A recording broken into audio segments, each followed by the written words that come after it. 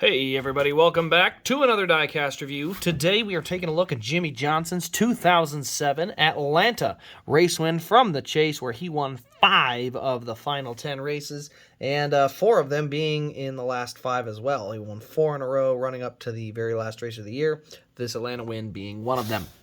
So, we're going to go ahead and take a look at it. He won 2 Atlanta races, both in the same paint scheme. We're going to compare them so you know which one is which. But here's the box. Atlanta, Georgia, October 28th, 2007. Raced version, Jimmie Johnson. There you see the car crossing the line. You can see it's kind of getting dusk daylight-wise. You can see there's a picture of Jimmie. There's the car doing a burnout. Signature, all that fun stuff. Let's go over here. Look at our production number. 1 of 853. No elites were made, so 853 is the total.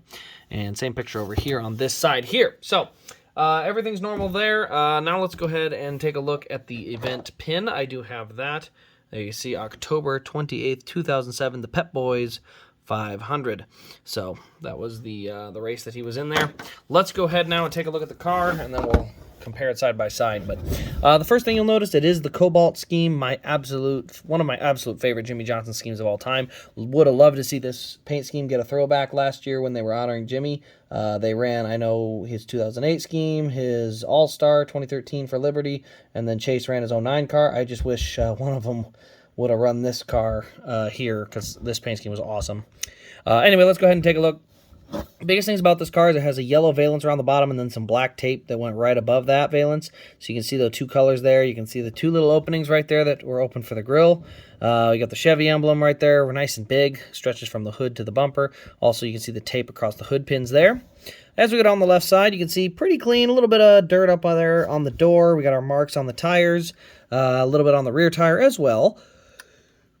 And here we go. There's a little mark right here on the bumper. You can see this mark back here, so we do get a little bit on there, but otherwise, pretty much just the tires. Pretty clean when it comes to the left side. The bumper, you can see a little mark there on that left rear bumper. Kind of got caved in. Could have been from the burnout. Could also just been from some contact.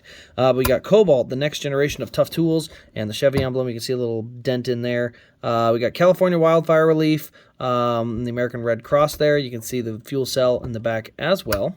DIN number on this one happens to be, I believe, 446. And then when you get up to the roof, it's a number 48 in yellow on silver with the opening roof flaps. So we move over to the right side of this car, and this is where you get a little bit of, well, I don't want to say other stuff, just the other side, I guess. We got Cobalt tools. You can see the markings on the tire again. And you see we got the arrow for the jack there, the number 48. Silver and black Cobalt tools scheme. You can see we got, a piece of tape still on the tire, so pretty fresh set of tires when they got down to the end of it. You can see some of the dirt here on the front bumper as we go across the front. There you see that valence again. And then again, like I said, all the dirt. Not a ton. It's pretty hard to see some of the black, but then you can see it on the silver there. There's definitely some chunks here where you can see some rubber buildup. But again, not crazy, but it is there. So that definitely is part of it. But let's go ahead and take a look under the hood. This is one of my favorite parts about all Gen 4 cars, Elite or not, is that the engine detail was phenomenal. So there you can see the engine detail on this car, the red engine block, silver valve covers. We got the coolant line, the belts, the hoses, the radiator. It's all in there. Looks really good. Unfortunately, we haven't seen engines this good for quite a while now. I'm a little disappointed at that, but underneath the car, you can see we do have there's the rear suspension and front suspension. Rear is solid. Well, and what I mean by solid is it the shocks don't work. The front end does. You can see a little movement there, but there is none in the rear. So now let me go ahead and show you here the difference. So if you're ever wondering which Atlanta win is which, for your own sake, here are the 2 of them side by side. Like I said, they are the same paint scheme. Easiest way to tell if you can get a picture of the front is the big yellow tape. The big piece of yellow tape right here tells you right off the bat that, oh, okay, this car is the spring car. Other thing is actually the paint scheme on the bumper. You can see here, silver on the bumper, black on the bumper. A little different, from beginning of the year to the end of the year. Kind of neat. The Lowe's actually has a different shade of blue. This one's a brighter blue. This is a darker blue. But again, going to be hard to tell that difference on just pictures unless they're side by side. The biggest one, or one of the other easier ones that you can tell, is on the back. We've got Cobalt on one deck lid, and then we got the California Wildfire Relief on the other. And then if you're looking at it from the left side or something like that, left side, it is pretty similar. The only difference is this is a very clean corner panel back here. here. This one has the marking there. So that's really the only major difference. The right side on this one does have a mark.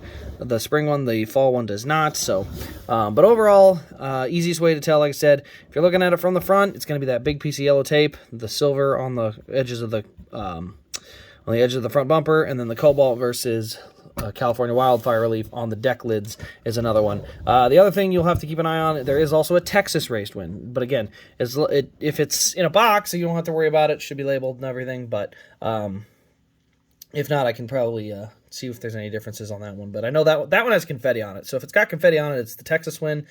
It's the Atlanta spring win if it has the yellow tape on the front and cobalt on the deck lid, and it's the fall win if it has not as much tape on the front and the California wildfire relief on the deck lid as well. So really that's all there is to show on this car. Like I said, it's my favorite paint scheme, so happy to add this alongside the Atlanta and other Texas for the little trio. But let me know your thoughts on this car in the comments below. Also, notification bell, subscribe, all that fun jazz. Check out yesterday's Sunday special. I showed off the Chase Elliott Race Win collection in full, so all series is everything that goes up to the Phoenix Win of 2020 and their estimate price values. So if you haven't had a chance to see it, go ahead and check it out. I'll have that probably in the video somewhere, or one of them little click boxes or something like that. But yeah, go ahead and check that out. That was the Sunday special. I was pretty proud of that. Put a little more effort into that one to scout down some prices to see what they were running at. So anyway, guys, this has been Race Grace. Thanks for watching, and we'll see you in the next Diecast review.